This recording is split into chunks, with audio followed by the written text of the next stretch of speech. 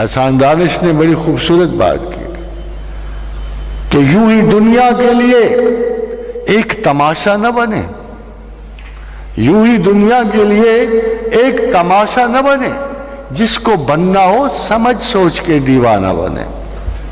اگر آپ کو واقعی تلاش ہے اور آپ کو واقعی خالص دل سے خدا کی آرزو ہے تو آپ کو بڑے ہی کین رہنا پڑے گا، متجسس رہنا پڑے گا، تنقید اور انکار کی دنیا سے گزر کے آنا پڑے گا اور احتساب ذات کے تسلسل سے آنا پڑے گا۔ خادم حضرات، کسی نے جناب عیسیٰ علیہ السلام سے پوچھا تھا ہاؤ ٹو نو گاڈ، فرمایا know thy self and you shall know God, اپنے آپ کو جانو آپ خدا کو جانو گے۔ کسی جناب علی کرم اللہ وجہ کو کوٹ کیا اور کہا وَمَنْ عَرَفَ نَفْسَهُ فَقَدْ عَرَفَ رَبَّهُ، جس نے اپنی نفس کو پہچان لیا اپنے رب کو پہچان لیا۔ سرکار سات مآب صلی اللہ علیہ وآلہ وسلم کا ارشاد گرامی ہوا کہ اللہ جسے اپنا علم دینا چاہتا ہے سب سے پہلے اس کی آنکھ اس کے اوپر کھول دیتا ہے۔ اب اگر آپ تینوں سٹیٹمنٹ کو دیکھیں ان میں عبادات کا کوئی ذکر ہی نہیں ہے۔ It's all said کہ there is something very important, very very important، وہ ہے سیلف، ہے ذات ہے، اور جب تک اپنی ذات کی آپ شناخت نہیں کرو گے آپ خدا نہیں پاؤ گے۔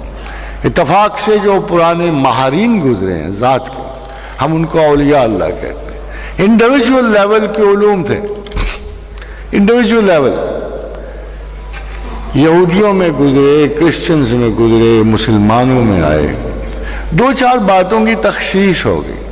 یہ جو اقوال ہم نے بڑے بڑے لوگوں کے کوٹ کرتے ہیں جس میں بڑے بڑے دانشور موجود ہیں، گریک سے لے کر مسلمانوں کے عہد تک بڑے بڑے عالم گزرے۔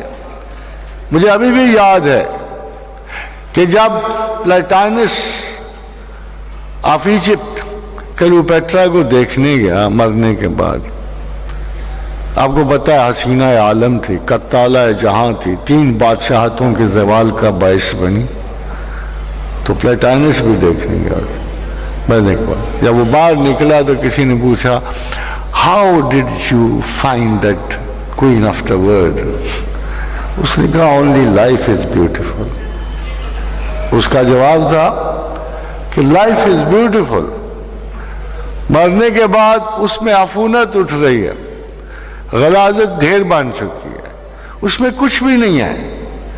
میں نہیں کہتا کہ کسی انسان میں حسن ہوتا ہے، اس نے کہا no life is beautiful، beauty is skin deep، زندگی خوبصورت ہوتی ہے۔ آج بھی آپ دیکھ لو کسی مس یونیورس کے اوپر کی جلد اکھاڑ کے دیکھ لو کتنی حسین لگتی ہے، سکینی ہے نا، تاثرات پیدا۔ We have to go beyond the skins and bones۔ ہم نے اپنی ذات کے مطالعے میں بڑی تخصیص برتنی ہوتی ہے۔ ایک بات سن لو، the only major problem in you and in the understanding of God is self-sympathy۔ مجھے اپنا آپ بڑا عزیز ہوتا ہے، میں ہر رنگ میں عزیز ذات ہوں، میں کسی بھی مرحلے میں کبھی میں نے نہیں کہا کہ میں اس مصیبت کا حقدار تھا، کبھی میں نے نہیں کہا کہ میں اس انسلٹ کا حقدار ہوں، کبھی میں نے نہیں کہا کہ یہ جو کسی راہ گزر نے مجھے ایک گالی دے دی ہے یا ایک برا کلام دیا ہے، میرے اندر کوئی ضرور سپیس ایسی موجود تھی جو اس کی طلبگار تھی۔ ہم سیلف سمپیتھیٹک ہیں، ایک جملہ ہماری میراث ہے، مجھے ہی کیوں، میرا ہی کیوں، یہ بلا میرا ہی نصیب کیوں، وائی می، جدھر جاتے ہو آپ کو آواز آتی، بٹ اٹس آل رائٹ۔ ہم نے کبھی نہیں سوچا کہ مصائب کی اس طویل لسٹ میں اگر یہ مجھ تک نہ آتی تو کس تک جاتی۔ It's me, it's not a question of why me, it's me who deserves that. میں ملامت کا حقدار ہوں، میں ذلت کا حقدار ہوں، میں تفنن کا حقدار ہوں۔ جب تک میں اپنی ذات کے ساتھ ہمدردی کرتا رہوں گا مجھے اللہ کی کبھی بھی شناخت نصیب نہیں ہوتی، کیونکہ قرآن نے واشگاف لہجوں میں کہا کہ وَأَمَّا مَنْ خَافَ مَقَامَ رَبِّهِ وَنَهَى النَّفْسَ عَنِ الْهَوَىٰ، کہ جس نے اللہ کی محبت چاہی، اور محبت تو بڑی دور کی بات ہے، جس نے اللہ کی ہمسایگی چاہی، جس نے چاہا کہ میں بس اللہ کے خلاف کچھ نہ کروں، چاہے میں اس کے حق میں کچھ کروں یا نہ کروں، میں اس کے خلاف نہ کروں، تو قرآن حکیم نے کہا وَأَمَّا مَنْ خَافَ مَقَامَ رَبِّهِ، جو اپنے رب کے خلاف کھڑا ہونے سے ڈرا، وَنَهَى النَّفْسَ عَنِ الْهَوَىٰ، اس نے اپنے سیلف کی اور اپنی ہوا کی مخالفت کی۔ خاتم ذات نفس کیا شے ہے؟ Perhaps I was also a student for long range of those mystics, philosophers, scientists. Unluckily نفس کو بانٹ دیا گیا، کسی نے تقسیم کی، کسی نے لوامہ کہا، کسی نے امارہ کہا۔ قرآن نے نفس مطمئنہ کا ذکر کیا، ایک کلینڈ سیلف کا ذکر کیا، یا ایتھا النفس المطمئنہ ترجعی الی ربک راضیۃ مرضیہ۔ اصول ایک تھا کہ وہ سیلف جو خدا سے راضی ہو جائے وہ جنت کا حقدار۔ مگر سیلف ہے کیا؟ یا تو کوئی وجود ہوتا تو ہم پہچان لیتے، یا کوئی تصوراتی ایسا خاکہ اس کا بنایا ہوتا جیسے پولیس کسی مجرم اور ملزم کا دیکھتی ہے کہ ہم اسے شناخت کر لیتے۔ یہ ہمارے اندر چھپا ہوا شیطان کا سب سے بڑا حمایت تھی۔ ایک اور روایت ہے، حدیث قدسی ہے، کہ اللہ نے نفس انسان کی شکل میں سب سے بڑا اپنا حریف جو پیدا کیا ہے وہ نفس انسان ہے۔ انسان کے اندر سب سے بڑا مخالف۔ تو ایک کوشچن پیدا ہو رہی، نفس ہے کیا؟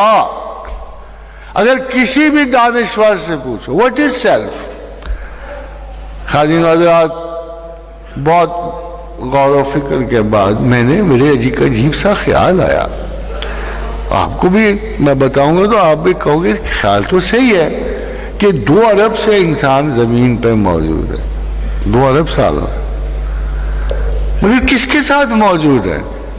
کتنی عقل والا تھا کہ موجود ہے؟ پتہ تو یہ لگتا ہے کہ ہم جانوروں کے ساتھ رہتے تھے، ہم کو انسانوں کے ساتھ تو نہیں رہتے تھے۔ 13 لاکھ مخلوق میں ایک یہ بھی ایک مخلوق تھی، کبھی ہم ہاتھی کے ساتھ تھے، کبھی شیر کے ساتھ تھے، کبھی گیدڑ کے ساتھ تھے، کبھی لگڑ بگڑے ہمارے ہم نشین ہوتے تھے، کبھی سانپ، کبھی بچھو۔ تو آخر ہم نے عادات لینی کہاں سے تھی؟ یہ جو انسان کا سیلف ہے، پرائمیٹس تک پتہ لگتا ہے کہ 88 کروڑ سال کی عمر تھی انسان کی۔ اس وقت یہ جانوروں میں ایک جانور تھا، باوجود اس کے کہ اللہ نے شروع سے اس کو علیحدہ قسم کی خصلتیں دی تھیں، مگر جس جگہ یہ رہ رہا تھا، جن کے ساتھ رہ رہا تھا، وہ تو 88 کروڑ سالوں میں آخر جانوروں کی خصائل آ تو جائیں گے نا آدمی میں۔ یہ اگریشن، یہ غصہ، یہ غیبت، یہ سازش، یہ مکر و فریب، یہ پوزیشن، یہ ساری دراصل میں جانوروں کے خصائص، یہ ایک پیکٹ بن کے ہمارے اندر ٹھہر گئے، ایک پیکٹ بن کے تمام جو جانورانہ خصلتیں تھیں ایک پیکٹ بن کے ایک بنیادی وجود کی شکل میں ہمارے اندر موجود ہو۔ عقل بڑھتی رہی، مگر عقل تو بہت بعد میں آئی، بہت بعد میں۔ ہومو سیپین نیانڈرتھل گیا، ہومو سیپین سیپین آیا، تب کہیں جا کے برین کی کچھ مقدار بڑھی، کوئی باہر سے اللہ تعالیٰ نے ایک تحفہ بخشا، کل نحبتو بعضکم لبعض عدو، نیچے اترو، نیچے اترو، اے آدم نیچے جاؤ۔ نیچے انسان پڑ رہا تھا، پوری جانورانہ جبلتوں والا، اوپر سے حکم ہوا، اے عقل، اے انسان، اے دانشور، اے میرے محبوب بندے نیچے اتر، تو میرے سامنے تم نے غلطی کی ہے. As a rule I will not be able to usher you back into the Jannah. اب تمہیں مجبوری ہے، تمہیں اپنے ٹرائل سے گزرنا ہے. اس عقل مند انسان کو، اس نور عقل مجسم کو کہا گیا جو آدم تھا، قُلْ اهْبِطُوا بَعْضُكُمْ لِبَعْضٍ عُدُوٌّ وَلَكُمْ فِي الْأَرْضِ مُسْتَقَرٌّ وَمَتَاعٌ إِلَىٰ حِینٍ. نیچے اترو، زمین پہ ٹھہرو، تمہارا کچھ فائدہ ہے ان چیزوں میں.